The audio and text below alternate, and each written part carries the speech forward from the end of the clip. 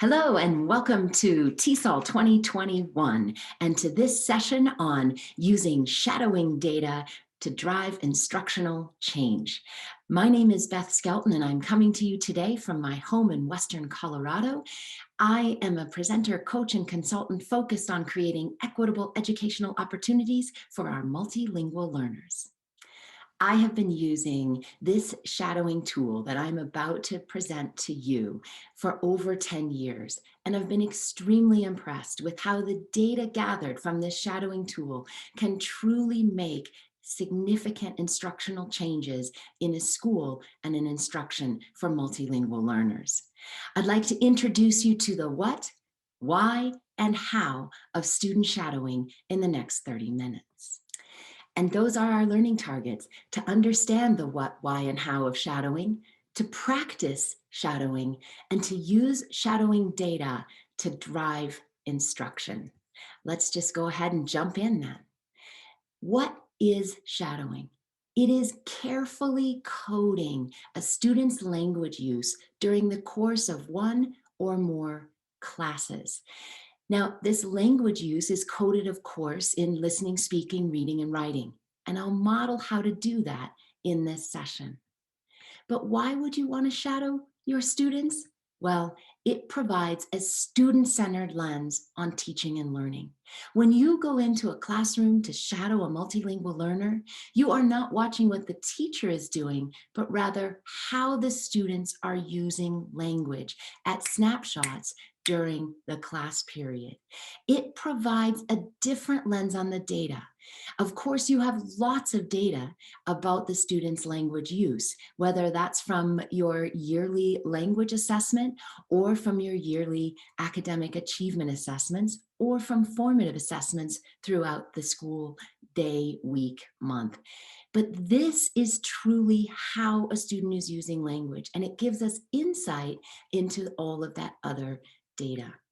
So these insights are on the instructional needs of a student. When you see the shadowing data, you immediately know, where do I need to change in my instruction to support the student with their language use? It also gives that new data set to explore when designing your own instruction and professional learning. So often the staff will see shadowing data and realize they need more support with how to engage students orally or in writing, and they can drive their own professional learning that way. And then finally, why do we shadow students? Because you can set school-wide goals for meeting the needs of your ELs or any other group of students based on the data that you have gathered. So I hope that gives you some why of the shadowing. You know what it is. Now let's learn how to shadow. I have to preface this that this tool that I'm about to share with you has been developed on the backs of other researchers and other practitioners who have given me the stimulus to work with and tweak what they had already developed. I'd like to give a shout out to the following two people who have been especially influential on my shadowing tool. Mine has been inspired by Joan Wink. She can be found at joanwink.com. And I revised her shadowing tool that she developed for the Los Angeles Unified School District over 15 years ago now, in 2007, when she was working there, and designed this shadowing form. So you'll see it, mine is very, very similar to hers. And then I also want to shout out to Ivania Soto and her work as ELL Shadowing as a Catalyst for Change, and thus the inspiration for the title of this session. So Ivania Soto's book guides you through more than I can do in this session of how she shadows. And I have made some changes for different reasons on how she does her protocol, but this is my version, and I want to thank both Joan and Ivania for their work that has gone before what I'm about to present to you. So we go into classrooms to shadow. We all have a form. That shadowing form has a way to code speaking, listening, reading, and writing. I generally go in with a team because you can only shadow one student at a time. The shadowing data takes a while to collect, and we collect data for about on one student for about 10 to 15 minutes in one class period, and we gather data for that time that we're in on our one student. Let me walk you through how to gather the data for speaking, listening, reading, and writing on a form that I've developed based on Joan Winks and Ivania Soto's work. So here's the portion of this form, this coding form for speaking.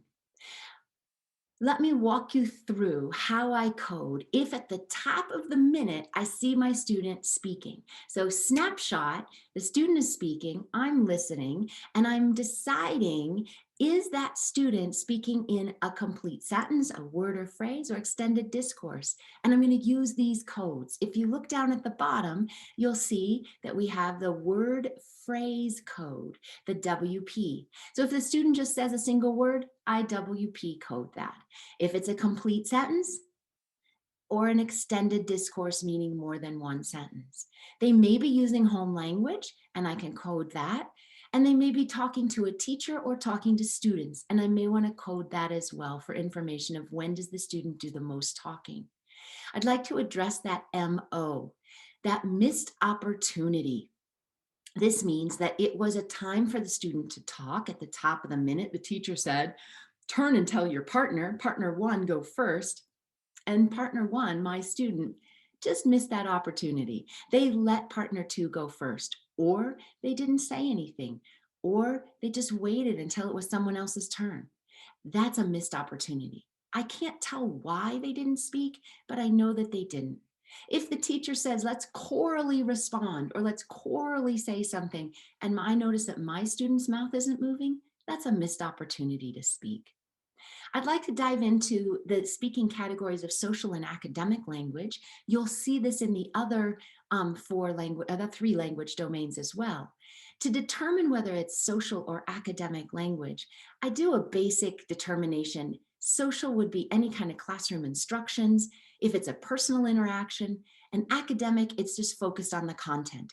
So even if they're using social language to talk about the academic content, I code it as academic because they're using their full linguistic repertoire to talk about the content at hand.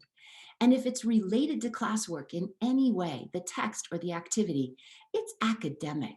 So that's how I divide it up. Even if the words they're using sound more social language, I code it as academic because they're talking about the academic content. And that is the definition that I use to go into all of the coding, as we'll see as we go through. So the next language domain that we're going to look at is reading. In reading, I have choral reading and independent reading.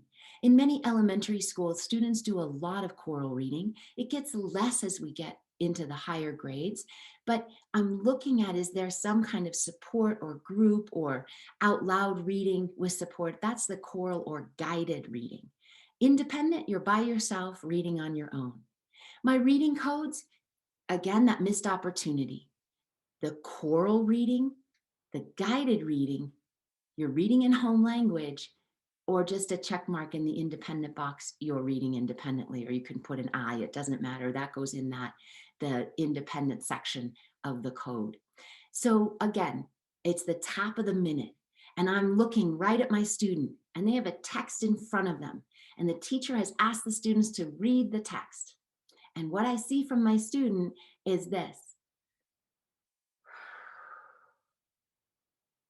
That's a missed opportunity.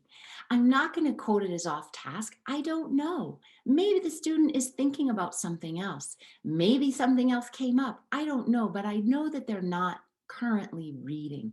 That's all I can tell. And so I mark it as a missed opportunity. If I see the student in a small group and they're following along with their finger, I would probably code that in the choral or guided reading section. So you can determine these codes. By the way, make your own codes. This is what I have developed over the time of what I've needed and what schools have asked for as we have gone through and analyzed the shadowing data, which I'll show you shortly. They have asked for these kinds of codes, but make your own. If you're in a math class and you'd like to make a math type of code, change this up, work with this document and make it yours. Let's move on now to another language domain of writing. In writing, we have copywriting or writing from sentence frames or fully independent writing. And so again, I have codes around writing. They're very similar to the reading codes, as you'll see, that we look at what are the students doing when they're writing. In writing, you'll see these codes, again, that missed opportunity to write. These are great to watch. I have seen as students are having independent writing time or their independent work time on something. And I have watched one of my students that I was coding literally move from the top of 1 minute where they were seeking their pencil. The top of the next minute, they were looking around for another paper. The top of the next minute, they were missing all kinds of opportunities to write. Now we can analyze the why at a later time, but this student had 10 minutes of missed opportunity to write. And that was coded at the top of the minute with a quick snapshot. What are they doing? I'm not coding the whole minute, just snapshot at the top of the minute. What are they doing? And I might wait for 5 seconds to see, do they actually pick up their pencil and start to write a word? Or are they just going to wait through this minute and find something else to do other than writing? Copywriting, we see this a lot, copying from the board, copying the objective, copying some, that's copywriting. Sentence frames, if the teacher has provided them sentence frames and they're writing out the sentence frame, so it is copywriting, but then they're completing the sentence frame. They may be writing in home language, and it could just be a check mark that they are working independently and writing independently while I clicked at the top of the minute. So that's writing. And now finally, listening, our last domain on the shadowing guide. And we are listening either social language, that would be teacher instructions, listening to a partner talk about the weekend, or academic, listening to either another student or the teacher talk about academic content, the school language. So my listening codes, you miss the opportunity to listen to the teacher. This becomes important in listening. Are the students missing opportunities for the teacher or missing opportunities to listen to a student or a partner in a small group interaction? And so that can become important to tease apart. And then if they are actually listening, I put a T or an S in the social or academic quadrant just to determine. And then the home language, if they're listening in home language. So all of these codes are on your full complete document. And you have them there. You don't have to memorize them. They're all there. So you look at your student at the top of the minute, right at the top of the watch, and you look at what they're doing. Are they listening, speaking, reading, or writing? And now I make my determination. I look down at my codes and I determine if it's a missed opportunity, if they're listening or speaking or reading or writing independently or academically. I make all of those determinations and write the code then into the chart. Now you see why you could only code one student at a time. Let's practice coding. This video that I have just screenshotted comes from Jeff Swear's work. And this is a student in a classroom working with a partner on an argument task. And if this were the snapshot, snap, what is this student currently doing? They have turned and they are facing their partner. Yeah, the student is listening. And because they are listening about academic content, they are weighing the advantages and disadvantages of a pizza for reading program. I would code it as listening to a student under academic. So it's an S in the academic triangle on this square.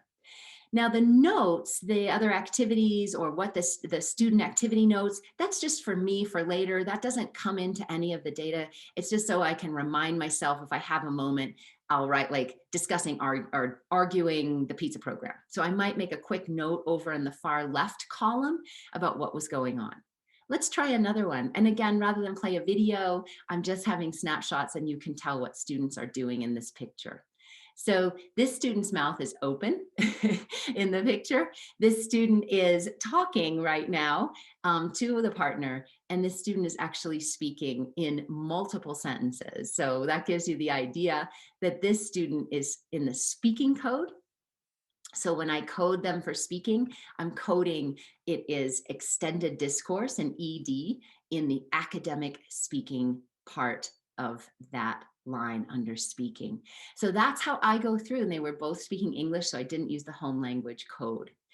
Now here's one more just to give you a try, see if you could do this one on your own. What would this student be doing? And you can see in the hand, we have something to write with. Students looking down and it's moving. We just looked in, snapshot, we're gonna do writing. The student is independently writing. We can't see any sentence frames on the paper. So that goes in the writing code. These, by the way, are all students in the same class. Did you notice that? The little boy up in the front who is the larger face, that's the one we first looked at who was listening. His partner was across, he was speaking.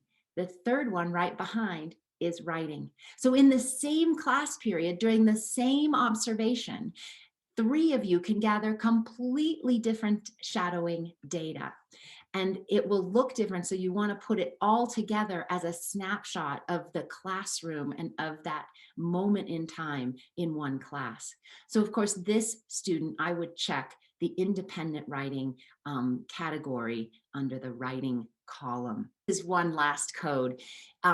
This is a student who wasn't reading, writing, speaking, or listening. They were actually building. They were building the manipulatives to use in the activity. That goes in the other because they were creating the cards for the argument scale. So it's not right or wrong. It just doesn't fall neatly into one of the 4 language domains. So now we gather all that data and I put it in a spreadsheet. Generally, I have everyone who gathered the data, we list it out quickly. We total up all of our listening, all of our speaking, reading, and writing, and then we can break it out into the words and phrases, the complete sentences, the native language use, missed opportunities. We compile it all. Some schools that I've worked with have been awesome, and they've turned that shadowing guide, the data collection tool that I gave you for this handout, and they've put it into a spreadsheet. And so when the teachers are in the class, they're just pushing buttons and it's already created for them. Because once you have all the data gathered, then you can go into creating something that the rest of the staff can use. So this is an example of the shadowing data that I put together from one school. And I'd like to show you the impact that this kind of data can have on our students and on instruction. So this is a snapshot of one school where we had shadowed for 3 hours. There were 4 of us that went into many, many different classrooms for about 15 minutes in each classroom, taking this snapshot data. And we shadowed in this classroom something like 40 different students, in this school, about 40 different students, compiled all their data together. And over the course of those 3 hours and those 40 students, this is what it looked like in the end. So we have teachers look at this data and make some predictions about why they think this is this okay with them? We just do what I would use as a protocol called see, think, wonder. What do you see in the data? What do you think about it? What are your questions about this data? And then I add, what are the implications of this data for our instruction and for our students' language use in our schools, or in this school particularly? So we just ask these questions. What might it tell us? And then we can dive into one of the domains on the data and get lots more information. And this is one that I'd like to show you what happened in one school, an elementary school, where we did shadowing data in October, made some changes to instruction based on the data, and I came back in February. Let's look at that now. So in October, we shadowed students. There were 45 language learners at the level 3+, and they wanted to look at these students on the WIDA access score 3+, meaning intermediate and beyond. But the students weren't exiting the program and they weren't growing, and the teachers didn't know why. And so they asked us to shadow and see if we could figure it out. We gathered 3 hours of data in grades 2 through 5, and the data gathered with the team. They actually went in with their own grade level team to look at their students in every content area, including the specials. And this is what we found just in speaking. Over half of the speaking that the students were doing, just the word and phrase level. Very, very few opportunities or times when students spoke in more than one sentence. That would be the extended discourse. And a quarter of the times, they were missed opportunities to speak. The student didn't actually speak when it was a turn and talk. The student didn't actually speak when it was a choral read. The student didn't actually speak when it was their turn at the presentation. They just passed it to somebody else. So for all those reasons, the student didn't take the opportunity to speak. And the staff looked at this and we did that. What do you see? What do you think about it? What do you wonder? And what are the implications? And they came to some amazing conclusions and decided that they would focus from October when we did this until February when we came back, they would focus on opportunities for extended discourse and support for extended discourse. Because remember, these are level 3, WIDA Access level 3+ students who were not growing, and they knew they needed lots of opportunity for extended discourse. And so they decided they would ask more open-ended questions that would lead to those extended responses. They chose to support extended responses with sentence frames, word banks, and modeling. And they said they must expect complete sentences or extended responses to open-ended prompts. They chose this for themselves as a staff when they looked at that data. And here's the exciting news.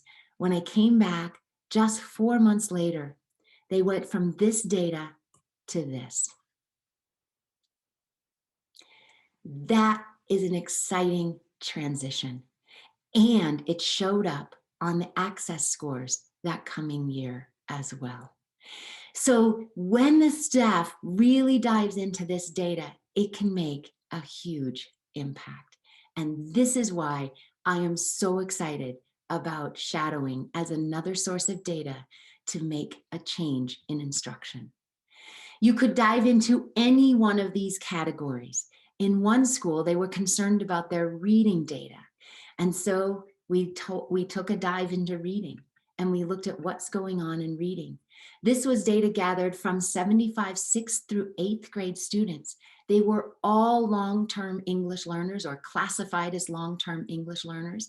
And we observed them in every core content class on one day, again, taking a snapshot at the top of every minute throughout the school day. Now, the school knew that the reading results from this particular cohort of 75 students, that was the area that was holding them back from exiting the English language development program, that was keeping them as classified English language learners. So the school had a focus on reading that was already in place. And this is what we found when we observed those students reading across the curriculum. All those missed opportunities. So they may have had a book in front of them, but when we captured them at the top of the minute, over 50% of the time, the students weren't actually reading.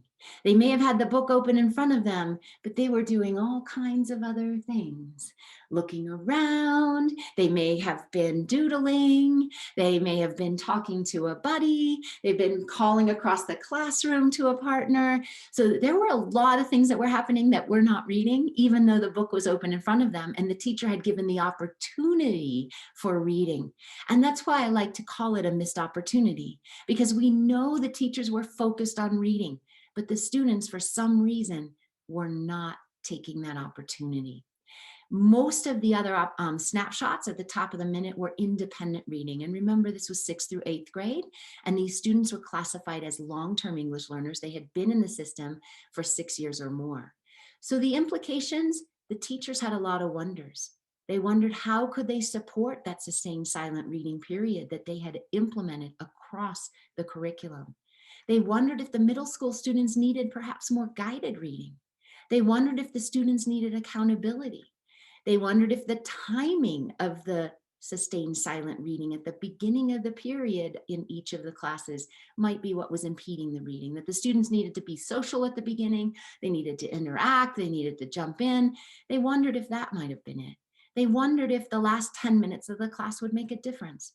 And they wondered if students were allowed to read any material they wanted, or if they had to read something that the teacher was saying, on grade level. Could they read graphic novels? Could they read? So they had a lot of different questions about the program and the reading, which then led to changes for the teachers and how they implemented their reading instruction. So I just gave you 2 examples of the impact of the shadowing data on instruction for our multilingual learners. You can use shadowing data in any way that it makes the most impact for your students. Some choose to do it for just one student and see how they're using language across the curriculum, because this student may be someone you're considering for special language, special needs, or it could be a question mark on why the student is classified as a long-term English learner. There are lots of reasons for using shadowing data. The way that I've found it makes significant instructional change is by shadowing lots of students using a team of colleagues to research, do the shadowing data for a few hours in the day, combine that data, and share it with the staff that afternoon. And so it's an immediate feedback. They see the pie charts right away. They give their, what do they see? What do they think about what they see? What are the implications of that? And what changes are we going to make to shift that data? They do that all in one day. And it's a huge impact. And hopefully we'll be able to do that in a face-to-face environment. You can shadow on the screen, but it's not as effective because of the turn and talks, and you miss out on so much of what's going on in a Zoom or a Google Meet environment. So hopefully when we're back face-to-face, we can begin to use this data again as another source for how to support our students. You can use shadowing data to create that systemic achievement and instructional change. You can progress monitor effectiveness of a new initiative or an instructional strategy. You could target your professional development based on what you're seeing in that shadowing data. And you could triangulate the achievement data with those classroom observations, like the school did with reading. Why is our reading data so low when we're focusing on it? Well, they found out that the kids weren't using the opportunities. So I would ask you to say, how could you use this shadowing document in your setting? What else could you learn from shadowing your English learners or your multilingual learners? And how might you modify this document for your purposes, whether that's for math, for example, or for a different kind of classroom observation? I encourage you to make this document yours. I hope that you have gained something from this session that is usable. Thank you so much for your time. I hope that you were able to follow along and now have an idea of how to use the shadowing tool. If you have any questions, please feel free. I'd love to hear from you. I can be found all over the socials and on my website, where you can also find the shadowing tool and a blog post about how I use it. I look forward to hearing from you. Have a great rest of the conference.